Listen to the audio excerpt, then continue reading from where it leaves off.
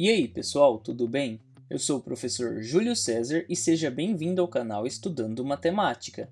Nesse vídeo, nós vamos responder a seguinte pergunta: qual é a probabilidade de observarmos pelo menos um número ímpar no lançamento de dois dados? E ao responder a esta pergunta, nós estaremos contemplando algumas habilidades da BNCC do ensino fundamental. Mas antes de respondê-la, já deixe o seu like nesse vídeo e não se esqueça de se inscrever no canal, para que você possa acompanhar todas as novidades que são postadas aqui semanalmente. Então vamos agora responder a esta pergunta.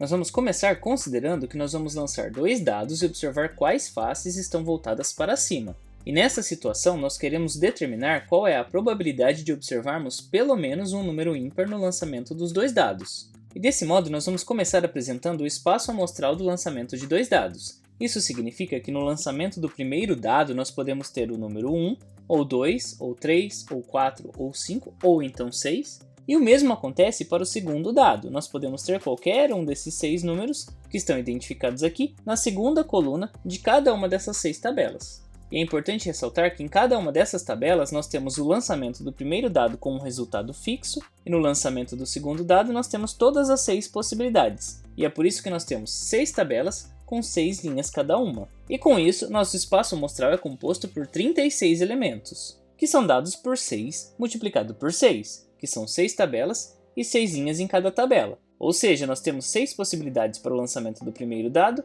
e 6 possibilidades para o lançamento do segundo dado. E nessa situação, nós queremos determinar a probabilidade de observarmos pelo menos um número ímpar. E pensando nisso, se é pelo menos um número ímpar, nós vamos começar considerando aquelas tabelas nas quais, no primeiro dado, nós temos um número ímpar, que nesse caso é a primeira tabela, porque no lançamento do primeiro dado aqui, nós temos sempre o resultado igual a 1. Isso também acontece com a terceira tabela, na qual o resultado é o número 3, que também é ímpar, e também a quinta tabela, na qual nós temos o resultado do primeiro dado igual a 5. E todos esses 3 números no lançamento do primeiro dado, que são os números 1, 3 e 5, são números ímpares. Portanto, nessas 3 tabelas destacadas, nós já temos certeza que existe pelo menos um número ímpar, que é dado pelo resultado do primeiro dado. Mas além dessas 3 tabelas, e nas outras, onde vai aparecer pelo menos um número ímpar? Vamos analisar aqui na segunda tabela. Nós vamos ter pelo menos um número ímpar, na verdade exatamente um número ímpar, no lançamento do segundo dado, porque no primeiro dado nós sabemos que o resultado é igual a 2, e 2 é par. Agora, pensando no lançamento do segundo dado aqui nessa tabela, nós só temos um número ímpar quando aparece o número 1, ou o número 3, ou o número 5. E esse mesmo raciocínio também vai se repetir aqui no caso da quarta tabela. Nós teremos um número ímpar no 1, no 3 e no 5 no lançamento do segundo dado, o que vai ser o mesmo raciocínio aqui no caso da terceira tabela.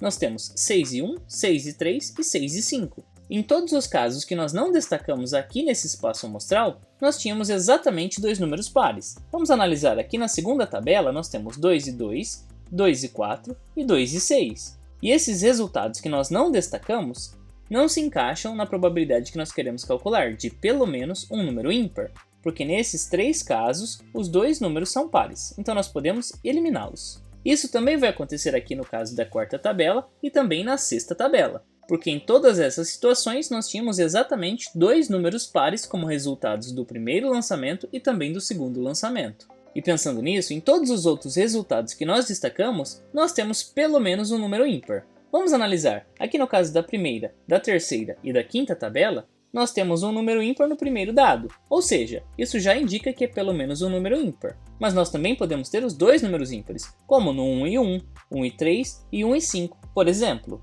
Agora, no caso das tabelas de índice par, que são a segunda tabela, a quarta tabela e a sexta tabela, nós temos resultado ímpar apenas no segundo lançamento, que são iguais a 1, 3 e 5.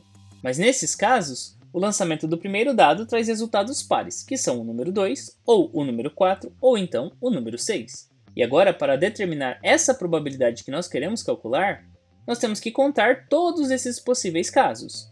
Mas fica fácil, porque aqui na primeira tabela nós temos 6 possibilidades, na terceira tabela mais 6, e na quinta tabela também 6, totalizando 18. Mas nós temos os casos da segunda, da quarta e da sexta tabela, que são 3 em cada uma delas, e 3 vezes 3 é igual a 9, e 9 somado com esses outros 18 é igual a 27. E dessa forma, nós temos 27 casos favoráveis, e a probabilidade é dada por uma razão entre o número de casos favoráveis e o número de casos possíveis. E nesse exemplo, o número de casos favoráveis é igual a 27, e o número de casos possíveis é dado pela quantidade de elementos do espaço amostral, que é igual a 36. Portanto, essa probabilidade é igual a 27/36. E essa fração pode ser simplificada ao dividirmos tanto o numerador quanto o denominador por 9, e nós vamos obter a fração 3/4. E além disso, essa probabilidade pode ser escrita na forma decimal ao dividirmos 3 por 4 e nós vamos obter 0,75 ou 75 centésimos. E por fim, nós podemos escrever também essa probabilidade na forma percentual, ao multiplicarmos esse valor da forma decimal por 100, e nós teremos 75%. Portanto, nós já podemos responder a esta pergunta, e a probabilidade de observarmos pelo menos um número ímpar no lançamento de dois dados é de 3/4. E você conseguiu compreender o raciocínio que nós utilizamos na resolução desse problema? Você ficou com alguma dúvida em algum ponto da explicação apresentada? Em todo caso, escreva para mim nos comentários, assim podemos compartilhar diferentes ideias a respeito deste conteúdo. E tente também resolver esse problema de uma maneira diferente, fica o desafio para você. Tente resolvê-lo e escreva nos comentários como você resolveu. E não se esqueça de se inscrever no canal, para que você possa acompanhar todas as novidades que são postadas aqui semanalmente. Confira também as playlists que eu vou deixar listadas aqui no final do vídeo. Muito obrigado pela sua atenção e até os próximos vídeos.